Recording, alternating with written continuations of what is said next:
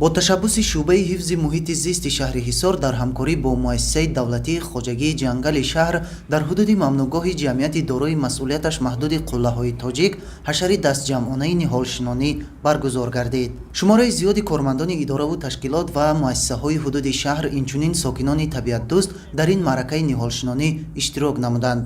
бо ташаббуси шӯъбаи ҳифзи муҳити зист дар шаҳри ҳисор, дар ҷамъияти деҳоти ҳисор, дар ҷамъияти дорои масъулияташ маҳдуди қуллаҳои тоҷик имрӯз дар ин ҷо ҳашари дастаҷамъонаи ниҳолшинонӣ баргузор гардида истодааст. дар ин мавзеъ имрӯз дарахтони ҳамешасабзи арча зиёда аз 200 бех шинонда истодаанд ва дар мавзеъи боло бошад зиёда аз 10 000 дарахтони мевадиҳанда шинонда мешавад. бо истифода аз намнокии замин ва риояи қоидаҳои дурусти ниҳолшинонӣ дар ду шафати роҳи навтаъсиси дохили мамнӯъгоҳ ниҳолони ҳамешасабзи навъи можжавелник ва тулка шинонида шуд. чунин тадбир ҷиҳати бунёду барқарор намудани ҷангалзорҳо ва зебову назаррабо кардани муҳити зист заминагузорӣ менамояд. дар ин маъракаи дастҷамъона ниҳолони ҳамешасабз аз ниҳолхонаи муассисаи давлатии хоҷагии ҷангали шаҳри ҳисор дастрас гардиданд.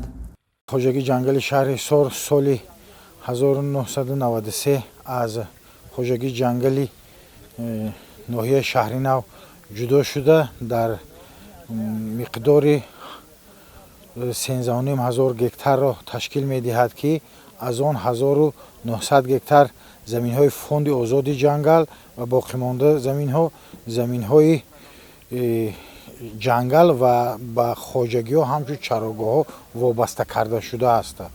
имрӯз кормандони хоҷагии ҷангали шаҳри ҳисор бо кормандони ҳифзи муҳити зисти шаҳри ҳисор дастаҷамъона ҳашари шинондани ниҳолҳои ҳамешасабз ки аз ниҳолхонаи хоҷагии ҷангал ниҳолҳои ҳамешасабзи туйка ва можжавелник овардем ки дар ҳудуди мамнунгоҳи шаҳри ҳисор шинонда истодаем барои бунёду барқарори ҷангалзорҳо. дар асоси дастуру супоришҳои асосгузори сулҳу ваҳдати миллӣ пешвои миллат президенти ҷумҳурии Тоҷикистон муҳтарам Эмомалӣ Раҳмон вобаста ба сабзу хӯрамгардонии муҳити атроф тибқи нақшаи тасдиқгардидаи мақомоти иҷроияи ҳокимияти давлатии шаҳри ҳисор дар мавсими ниҳолшинонии соли 2025 аз ҷониби шӯъбаи ҳифзи муҳити зист 15 000 бех ниҳолони ҳамешасабзу сояафкан ва дарахтони мевадиҳанда шинонида мешавад.